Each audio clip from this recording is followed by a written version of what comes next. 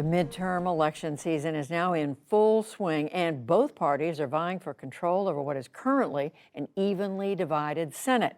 Right now, Democrats hold 48 seats, plus the two independent senators who caucus with the Democratic Party, while Republicans hold 50 seats.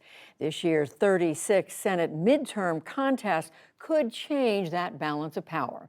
Following this all so closely is Jessica Taylor of the Cook Political Report with Amy Walter. Jessica, welcome back to the NewsHour. Yesterday we looked at the House. We're going to look at the Senate now. So here we are 2 months out. What does the Senate look like? It looks much better for Democrats than many Democrats that I talked to ever thought that it would. You know, we see historically in a president's first midterm election, their party loses about an average of 2 seats. 2 seats each midterm cycle. And what we have seen, though, I would have put Republican chances at taking back the Senate because, again, they only need 1 seat. Right. At about 60 to 65% chance this spring when you had rising gas prices, inflation, when you had Biden's approval ratings that were in the mid-30s. I mean, all of this felt like it was just going to be, a tsunami, perhaps. The question was, how high could Republicans go? Could they pick up 4 or 5 seats even? But now what we have seen is a tightening overall of the national landscape that is reflected in the House, but especially in the Senate. With, again, gas prices have gotten better. The Biden White House and congressional Democrats passed the Inflation Reduction Act, semiconductor bill, and also that key decision that came down at the end of June that sent Roe v. Wade back to the states. That has animated a lot of women voters that are especially registering right now. We've seen this enthusiasm gap that Republicans have been able to capitalize on early in the cycle, but now Democrats are closing it. And in the Senate, candidates matter more. Mm-hmm. I was skeptical too at the beginning of the cycle because we've seen Senate races become so parliamentary almost, where voters are voting for a party, not necessarily a candidate. And that's, again, how all things considered, but when we look at historical midterms, that's what I would expect it to have happened. But you have Republicans that have nominated really some weak, problematic candidates. So the abortion decision by the Supreme Court has energized Democrats, you're saying, but as you say, these candidates, specifically the ones endorsed by former President Trump, you're seeing having that is having an impact on some of these races. I mean, I've talked with Republicans over the past month that have been working in some of these Senate races for years, and they are just, so worried because they're like, we're going to snatch defeat from the jaws of victory, really. Because had we nominated more traditional type candidates and not the Trump endorsed candidates that he sort of got in and meddled with, really, often throwing his weight behind the more controversial candidate, these races could have looked a lot different. So will Republicans on election night be thinking, woulda, coulda, shoulda? So you're talking about states like Pennsylvania, like Ohio, like Arizona?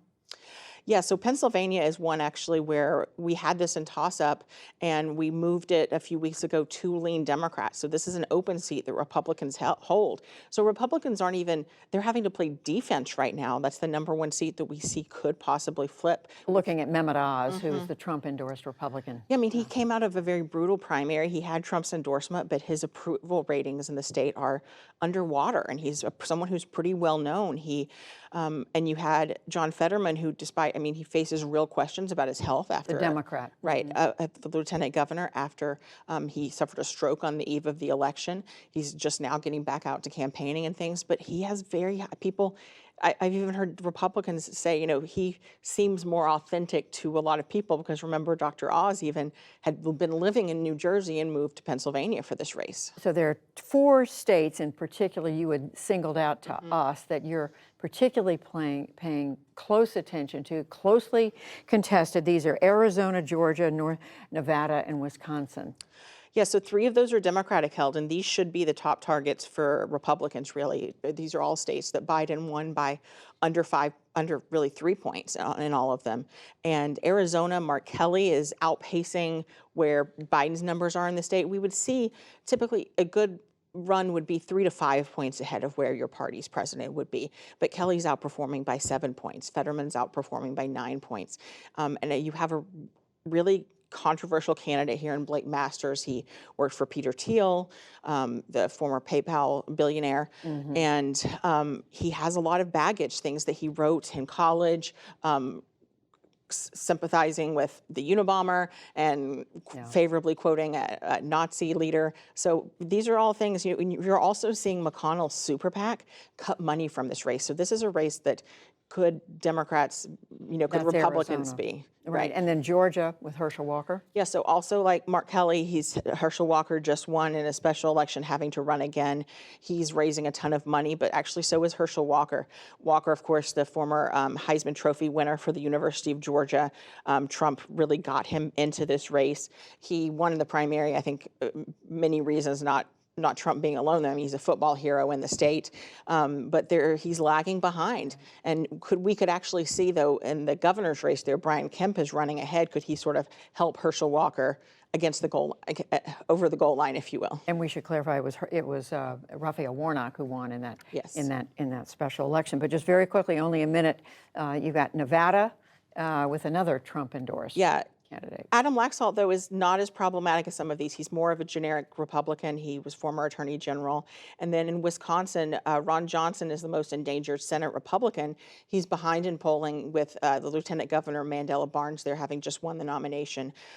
Johnson's approval ratings are very low for an incumbent as well. And, he's someone that's managed to hang on in tough election cycles before.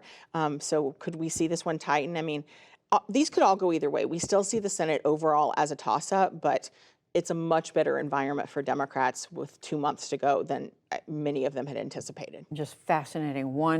A really interesting race, closely fought in state after state. Jessica Taylor with the Cook Political Report. Thank you very much. Thanks, Judy.